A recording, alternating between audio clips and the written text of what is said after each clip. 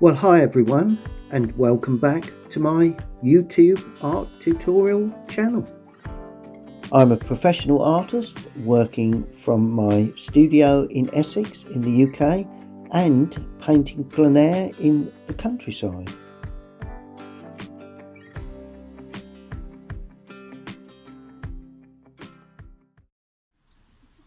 Well, I'm in my very warm studio this afternoon.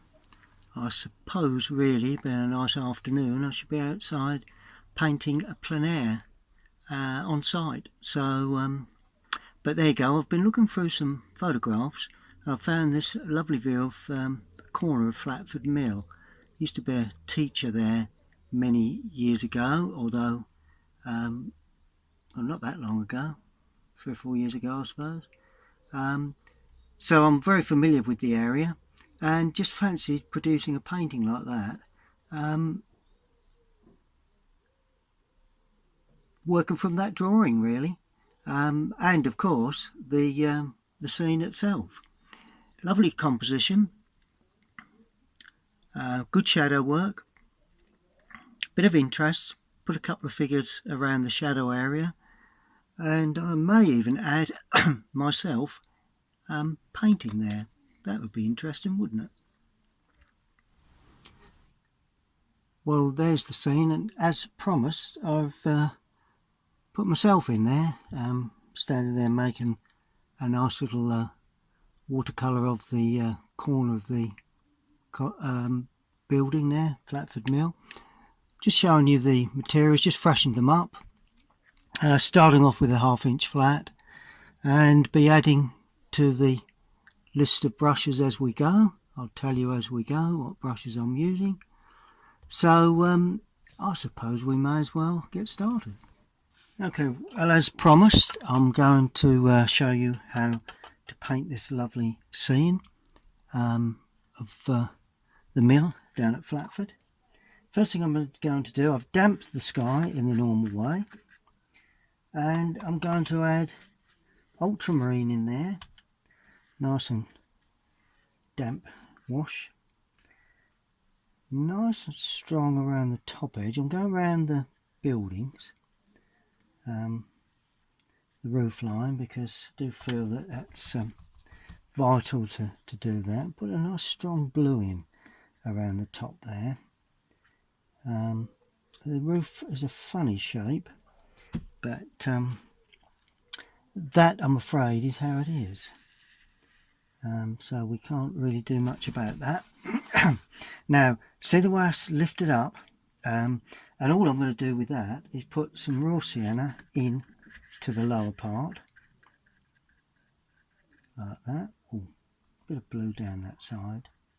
Forgot about the corner of that building. Just pull that out. There we go. And just use that as a bit of wispy low cloud. Other than that, at the top is a nice strong blue. Now, as I've always saying, it looks strong. Well, it is strong, but nowhere near as strong as it appears at this stage. I'm just painting around the struts that is holding that small part of the building up, and around that area, just to try and get a bit of darker sort of sky area running away into the distance. Now, if you notice, I've allowed that area there and that area to all bleed together, because that's going to be a dark area. Now all I've got to do is to make sure that I keep the paint away from any edges that require.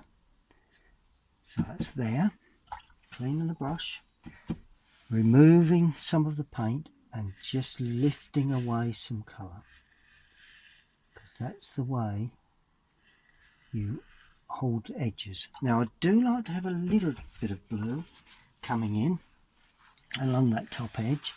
Another way is just to get a bit of kitchen towel and just spread that across the top like that. That'll remove it. I don't mind a little bit of the blue coming across the edges, but don't want too much. Good, that's okay. Let's get rid of that.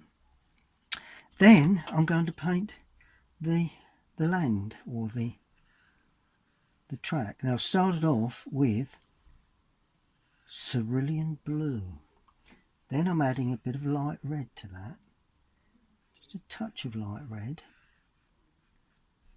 because it is gravelly, so that we need to show.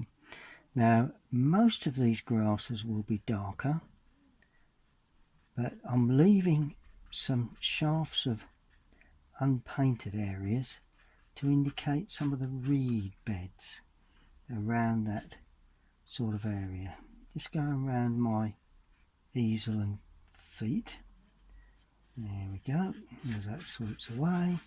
And as I come into the foreground, a bit of burnt umber and my old favourite red. A little bit of spiky areas there, a little bit of that red just drawn in. I always like to have that in my foregrounds. That will dry back very, very nicely. Good. We'll allow that to dry for a moment. Good. Well, just before it completely dries, I'm using cerulean blue with raw sienna, and just dropping in one or two of the trees that are sort of in the background, really. You know, these are the very, a little bit darker than that, a bit more blue perhaps in places.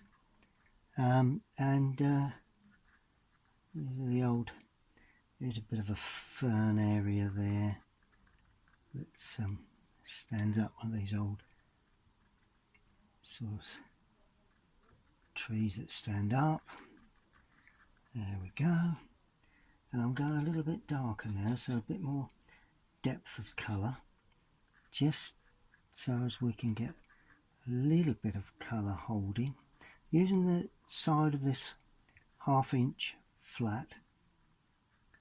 Use that quite a lot just recently, if you've noticed on my videos, which not always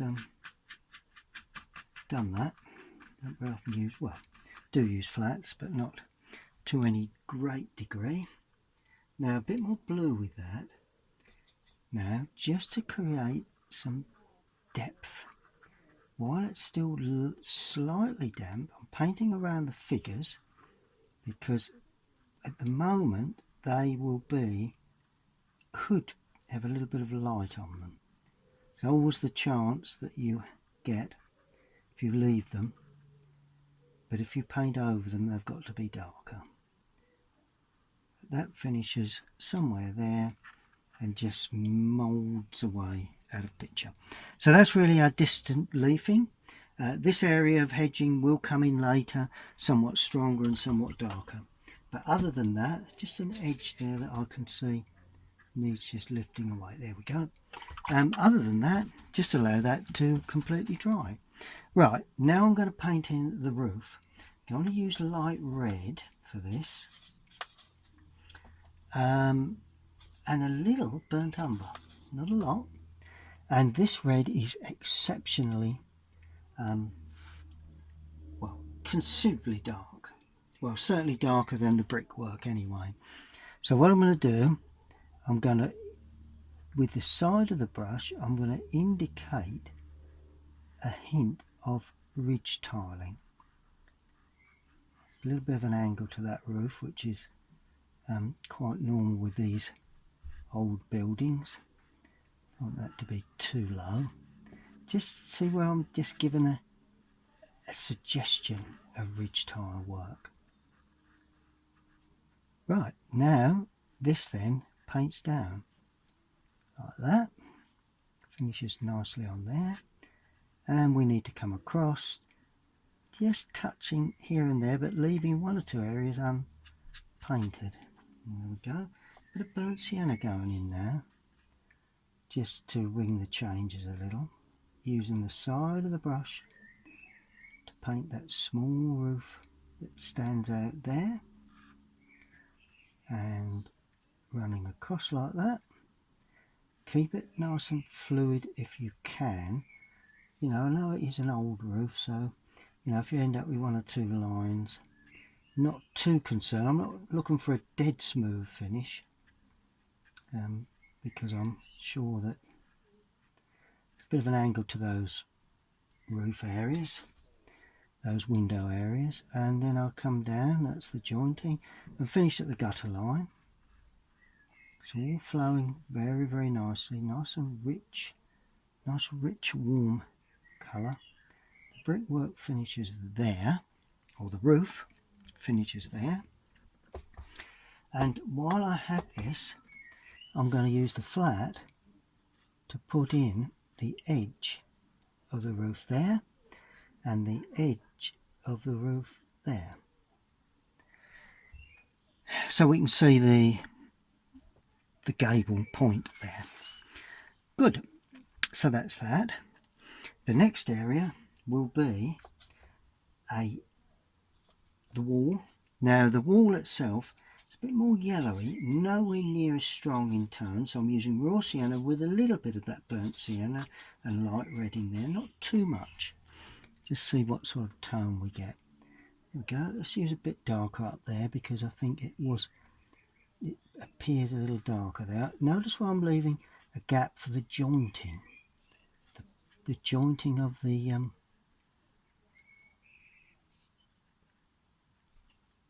tiles on the gable end, there. And we have got a little bit of loosening. Then we do have another area of brickwork that runs like that. That's why I've left a small bead of white there. There we go. Then adding burnt sienna, a little bit of raw sienna, and then we continue painting around our windows. A little bit arched, these windows, got a little bit of a curve to the top of them. Not desperate to pick up all of those sort of features, but this one's tucked nicely under the eave, like that. That'll be in shadow anyway. Leaving a small bead of white near the gutter. Notice that? And also there's another row of unusual or different types of bricks there. So I'm leaving a patch of white there, just to indicate where they come. And then as the brush runs out of paint, I'm just bringing that down because I want the front of that building, not so much this side, to glow. And to do that, you need to have a minimal amount of paint on your brush, like that. So all of a sudden, just finish that corner. So all of a sudden, you've got a lovely tone between the roof, which is darker, and the lighter brickwork. Notice I'm not worrying about individual bricks. It's only sunlight hitting on the building itself. Right, now that is coming dry, so that's good. Next area will be the windows, I think. Now the window areas, do those first, and they may very well reflect the sky. But I'm not putting in the same blue as the sky itself. I'm putting in the cerulean, because quite often these windows, when they reflect, they don't actually reflect the same colour as because it's glass, it's a reflection, it's not a blue sky. Otherwise, if you put the same blue in, it looks as if there's a hole in the roof.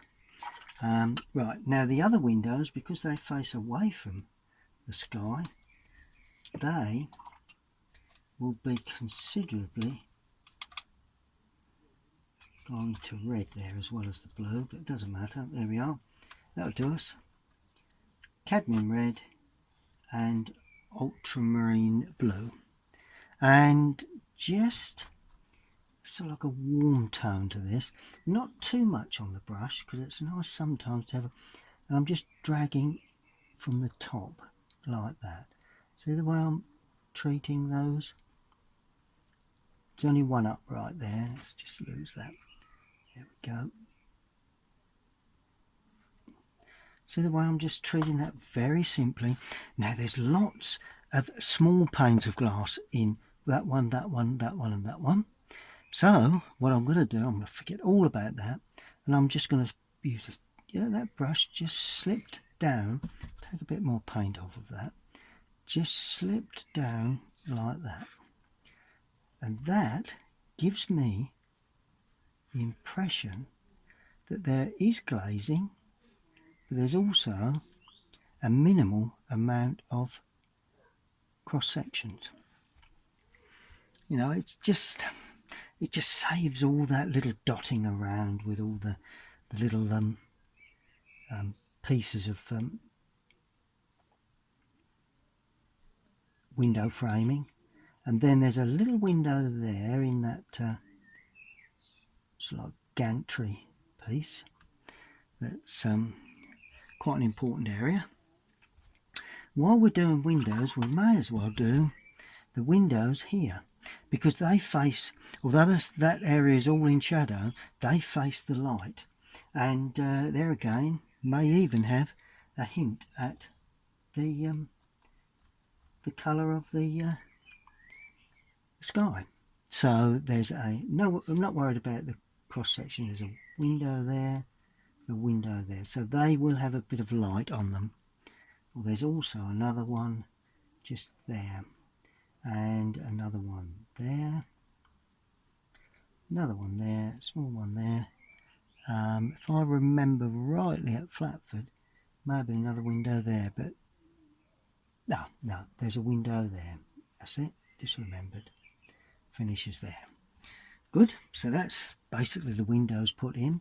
Just tidy that one up because it looks go. Good. We'll attend to that very shortly. Now the surrounds, they're basically cream, but we're going to leave them white. There's no reason why.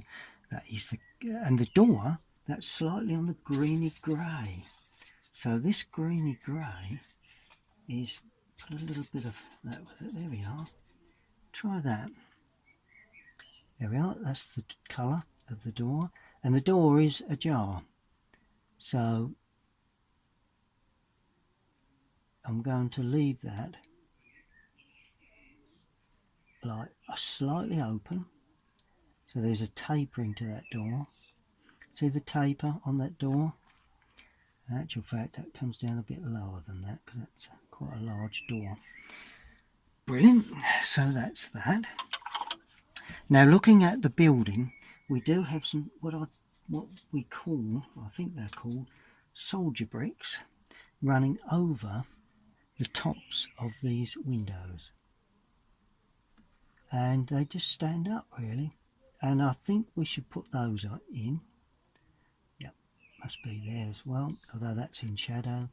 I know they're there definitely, and there, just to hint at these lovely old soldier bricks that stand up.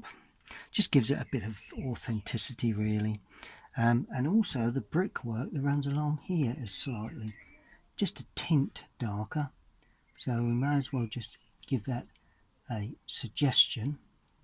It's only a suggestion of a different kind of brick. Runs across and it hits there, and then it comes across there. That's why I've left it white really, just to show that slightly different type of brickwork. Good, that's pretty much there. That's not a major problem. Now that building I'm going to just treat with a shadow. That purely will be shadow, varying tones, but it will be shadow colour. Other than that, we'll allow that to dry just for a moment. Well, there is the scene that I'm painting at the moment, and going to pan around and show you as far as I've got in my studio this morning. Well, it's afternoon now, I'm afraid, and that's as far as I've got. Got basically most of the most important parts in. Going to look at the greenery now, just make certain that's focused. Yep. Okay, now the greenery, I'm actually going to use a small round for this. Well, not too small. Number 7. Rosemary and Co. It's a Colinsteedart Sable Series 33, and lovely brushes. Now I'm going to put a bit of greenery around. I noticed that there's a bit of yellowing to the greenery. It's that type of year where we've got a little bit of planting. But other than that, there's a little bit of yellowing there too. A bit of cadmium as well, just to bring the change. Yellowy greens. They're nice to have a bit of red as well. But yeah, let's just go for a tad of red. And all we've got to do is just drop the red in here and there, really. You know, I'm not particularly depicting any particular plants, but when you paint the green, then you'll see the red come up. And now I'm using cadmium yellow and ultramarine blue. Let's clean the ultramarine purely because I've had red in there, so it's not good when you're trying to mix greens. There we are, red and a blue. There we are. That's why people get muddy greens, because they quite often have reds in their greens, or a brown or something attached to that sort of colour. And then I'm going to gently tease in just some simple sort of brush work. Put the darker stuff in shortly. And there is a bed there where all these all this planting actually lays. A little bit over there, and the same here. Let's get that in while we've got the opportunity. And while the brush is running out of paint, let's put that, because that one goes round that area there, and that gets a little bit more solid in the lower area. So there we go, around that window, and like that. And then of course we've got the spiky bits that come up for the foreground reeds in the mill pond itself. There we go. Good. Then we can put in some darker stuff. So just add more blue, a little bit of red with it, which won't make a great deal of difference now. While it's still damp in places, it's always nice to drop that in. Shadow will justify all of that soon anyway. Notice how I'm just, I'm just suggesting, nothing too clearly defined, but just a suggestion of some form of darker areas. And notice I've lost some paint from the brush there, lost some paint from the brush there, and same there, just to give it a little bit of light and depth. Brilliant. Now I'm going to paint this bit of hedging. Now in the scene it's lighter, but I've yet to put in any shadow that's cast from that building over to this area, so I'm going to keep it light. So I'm using cadmium yellow with a touch of ultramarine to start, so it's a nice rich green, a little bit spiky at the top, and that finishes about there. Then of course as it heads down, we put a little bit of Prussian with it to make it a little darker in places. Not too dark at this stage. Now obviously I'm going to have to paint around my hat, my old painter's hat that I wear quite often when it's sunny and warm. Always a good thing to have.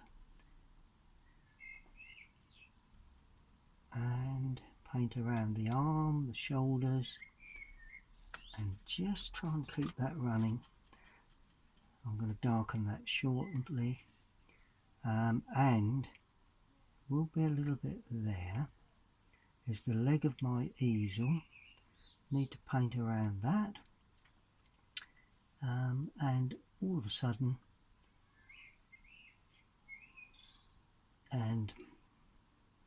my leg there and there, like that.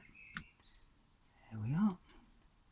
Got my shorts on today, and a bit more blue now to make it darker, right in this lower area, and that then runs through out of picture. Good, so that's all we need there. And the foreground here, quite a simple treatment really. Start off with cadmium yellow, very weak mix, cadmium yellow, leaving some areas unpainted for the tops of those reeds. Notice how the reeds stand out nicely. Now I'm adding a little bit of burnt sienna, quite a lot of burnt sienna. Okay, oh well, turn up for the book. And then I'm going in with Prussian blue. Now the Prussian blue will be lifted up, sometimes painted down, sometimes lifted up, painted down, mainly in the lower area. One or two little touches here and there, slightly brown, slightly blue, and just to give us a nice warm suggestion of, and then as we go out of picture we add more blue to make it nice and deep dark, and then that springs up as more foreground reeds that are just slightly stronger, perhaps another area there, but altogether quite dark. It holds in that right hand side, and you can see the tops just catching a bit of light. You can knock them back later on with shadow once it dries if we feel that is a little strong for the whole picture, but we'll play that by ear as we go. Got the tape round this time, so we won't be able to see where we're at until we take the tape off. Right, let's deal with I think the next stage will be dropping in some colour into the figures, and then the door opening. Now the door opening, we need plenty of blue, ultramarine, with, I've got the cadmium yellow, and I'm going to paint in the top of where the door is ajar, and leaving the white frame unpainted. It's quite a thick white frame, although that side it's thinner because it's away from us slightly. Then as we head down to the lower part, the way you make it look as if there's a bit of light going into the building, you use a warm colour and you touch up into that. It's a little bit more dampness, and you let that bleed down, and all of a sudden, a bit darker in the lower area under the door, it just looks as if there's light inside the open doorway. So all you need to do, a shadow on that door will come shortly. Let's do the figures now. Now I'm going to have a nice reddy brown top on. Here we are, a bit more red than that. And it's short sleeve, so finishes there. The arm then comes down, and around the back edge, a little bit on that there, then the arm comes, back of the arm comes down there, and the t-shirt comes down to about there. And then I'm going to have what colour? Oh, light blue. Oh, that'd be a good one. Yeah, light blue for the shorts, and these need to be pretty light. Don't want to be too much strength of colour, so we'll leave some little white patches here and there.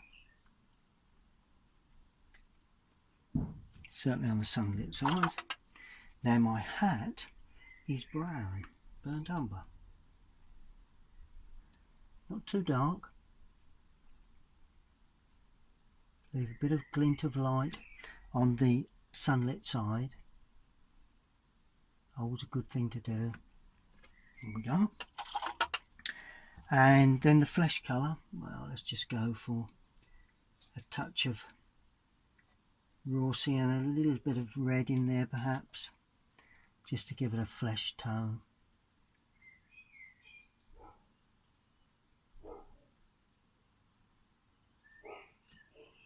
And legs, in actual fact that should go like that, that's better.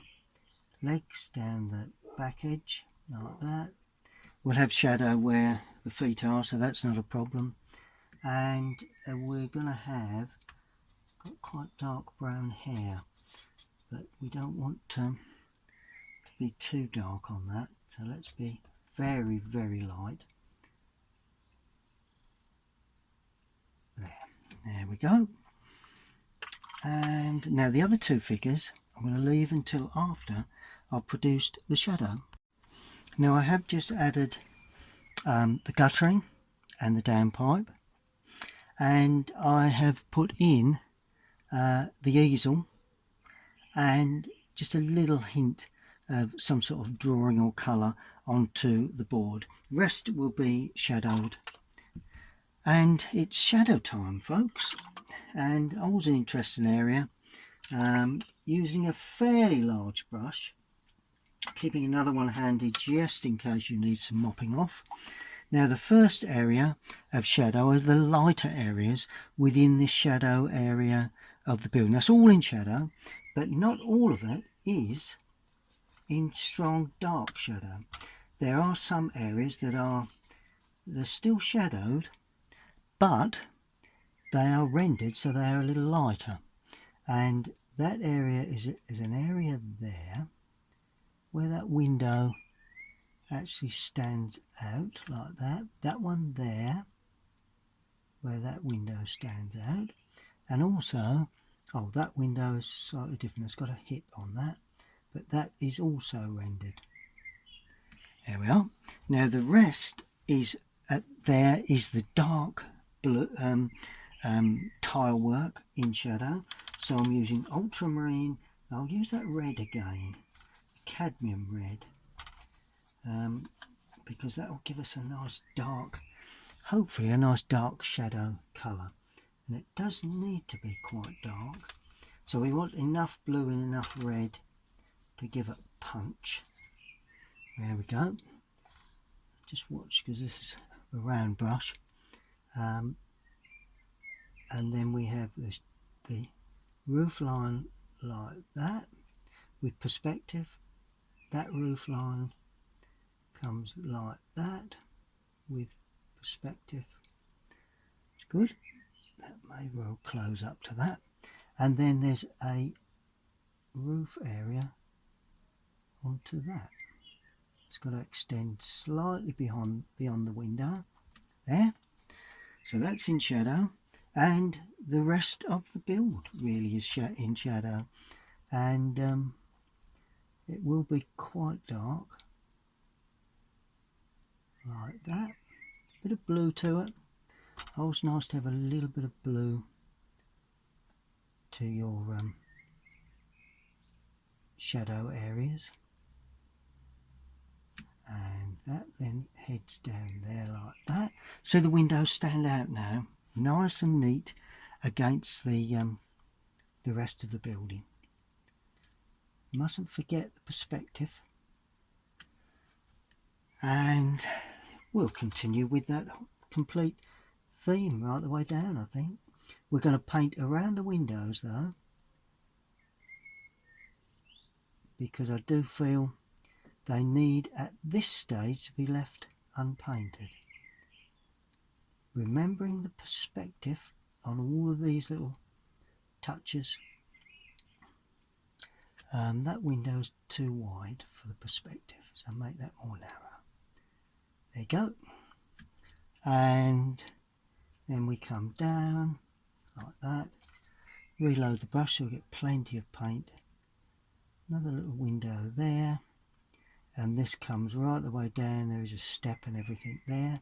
But what I'm going to do now is extend that, okay, that shadow colour right the way across the path or the track or road, as it were.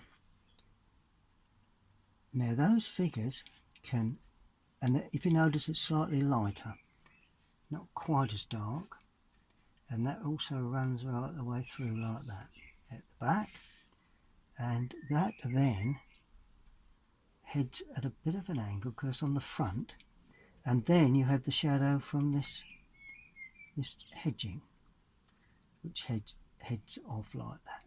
There we go. Yeah, that's pretty much of a muchness, I think. And I think, to be fair, those figures need to be in shadow as well. So let's give them a slightly different colour, but in their rightful places.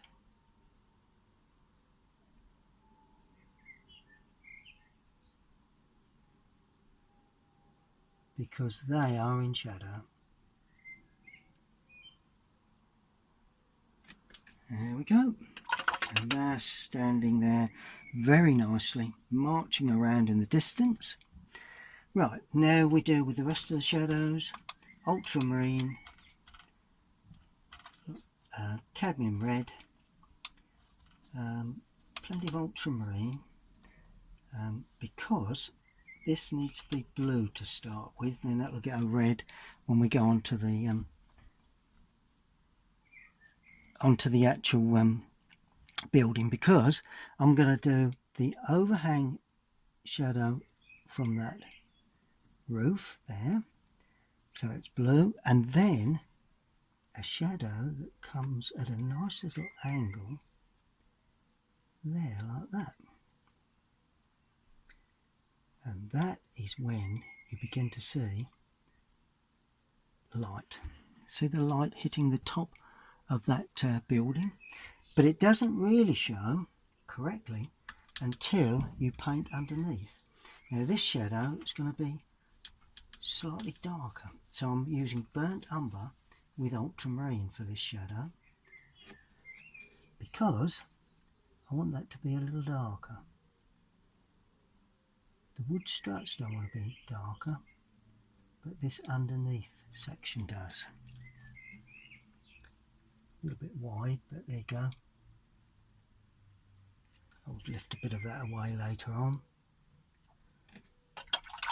Then we go back with the blue again for the shadowed struts, like that. There we are, and well, I think that pretty much sums it up. I think that pretty much sums it. Let's bring that right the way across, like that. There we are. So we'll begin to see the film of sunlight now. Now more blue and a little more red, because I want that warm, so a little bit more cadmium red, because I want the warm shadow now, just as if the sun is catching, and there is a shadow from the overhang there, like that. That runs out of picture, and there's a lovely casting shadow.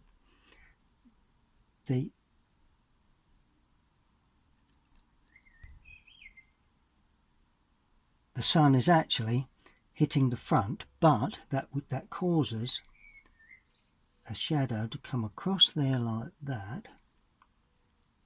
Okay, that is the sunlit gable end. That's the brickwork, so we mustn't touch that. Then we have a shadow from there running up to there, to the point, and that depicts that gable end, like that. And that is all you need to do for that lovely small shadow there. We're going to paint in a small section there, a bit across, small section there, bit across, just to show depth into those windows.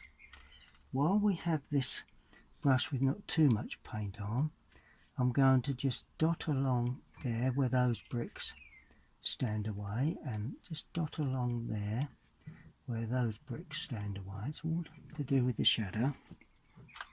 Then we're going to have that lovely shadow cast at an angle, and it's going to go right the way over that window. Now you think you've lost the window, well, you may have done, but fingers crossed it will shine through again when it completely dries. Now there is a shadow down the right hand side of that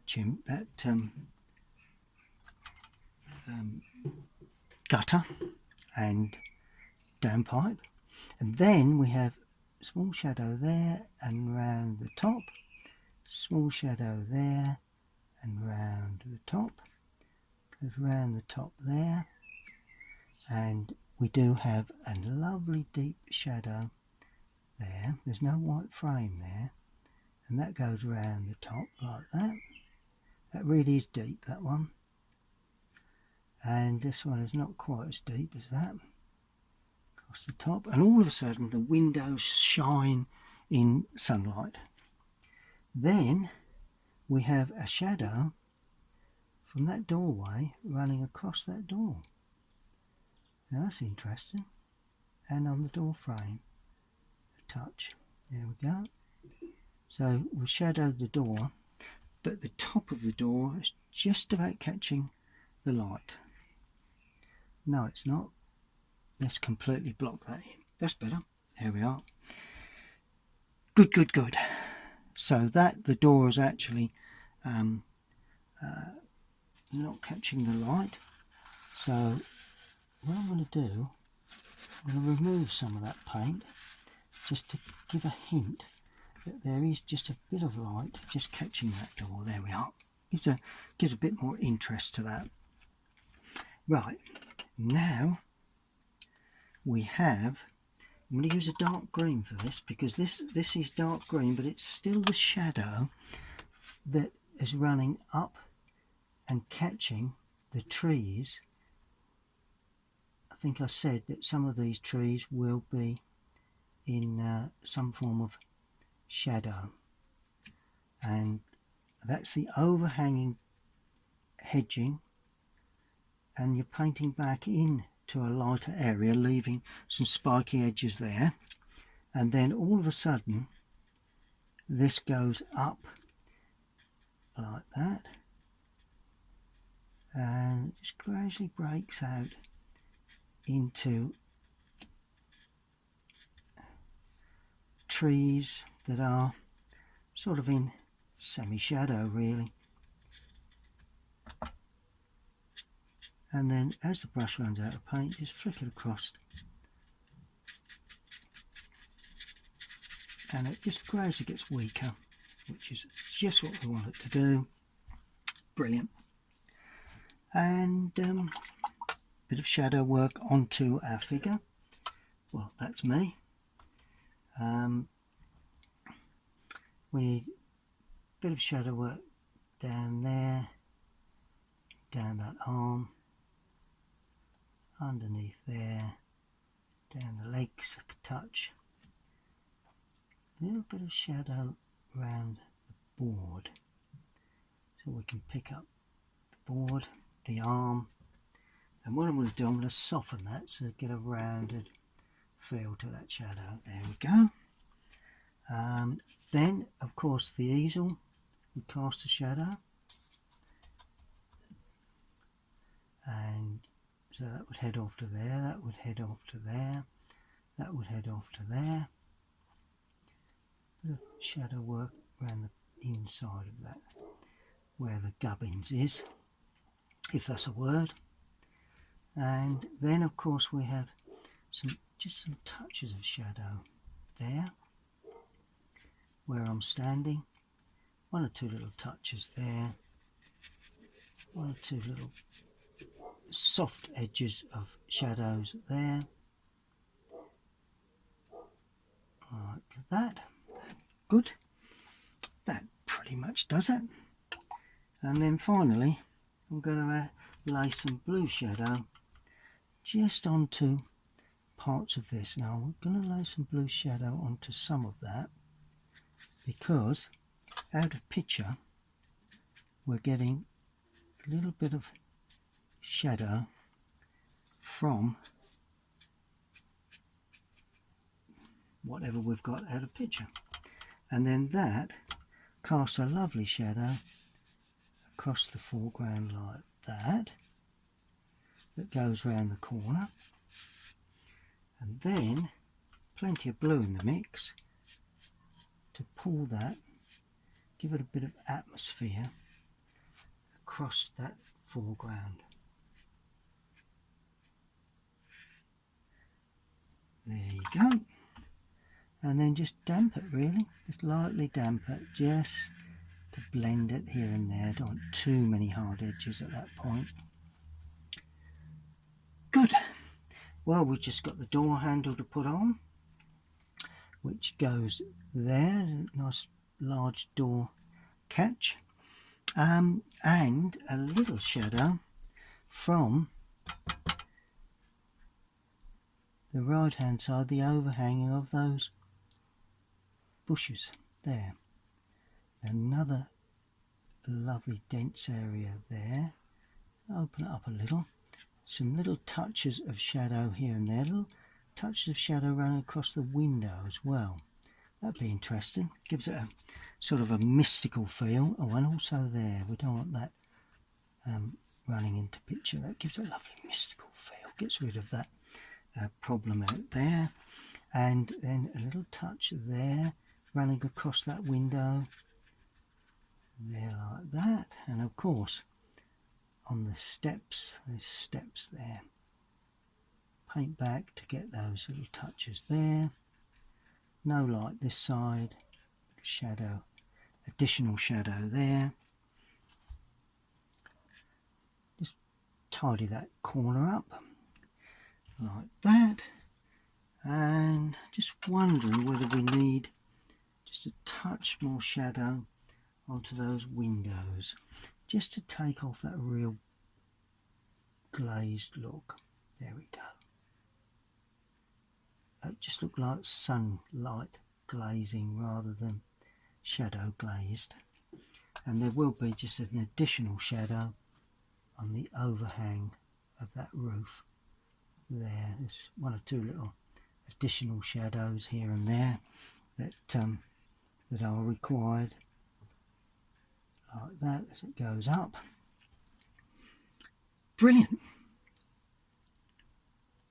All we need to do now is to take the surround off. Well, there's the finished work. I've taken the tape off. Just needs to be signed. I'm going to put the signature down in this bottom right hand corner. Just point the brush well and just put signature there, so that you can see who actually painted this, which one day could be important, but on the other hand, who knows. Good, that's my signature. That's the painting. Come off quite well actually. Me standing there painting, looking at Flatford Mill, and it was taken from that photograph there, which I think is a lovely little subject. Painted that many times, but never as a film or a video. So I hope you've enjoyed that video. It has everything one would wish to take into account when painting buildings, figures, roof work, windows, different techniques for windows, trees, and I do hope you've enjoyed that one. And please subscribe if you like my channel, and we'll see you all again very soon.